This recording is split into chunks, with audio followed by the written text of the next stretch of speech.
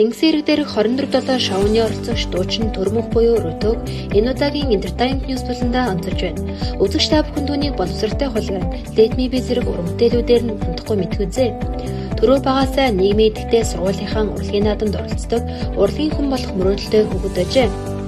Төрмөн 2015 оноос хойш уран бүтээлээ хийж эхэлсэн бөгөөд боловсралтай хулгайн дуу нь өдгөө YouTube дээр 2.8 сая хандлттай байгаа юм а.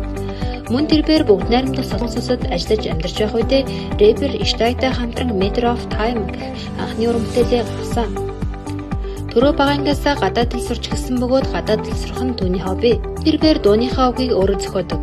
Байнга нэг утгатай дуу хийн гэж байхгүй учраас тухайн үеийн мэдрэмжээр л бичдэг гэнэ. Төрмөх манай сая төгсөн ярилцлагатаа мэдрэмжээ дуугаар илэрхийлэхийг хичээдэг. Надад хаанч байсан дуудуулж уран бүтээл хийж байвал сайн гэжээ. Залуу уран бүтээлч Рутод уран бүтээлийн амжилт хүсье.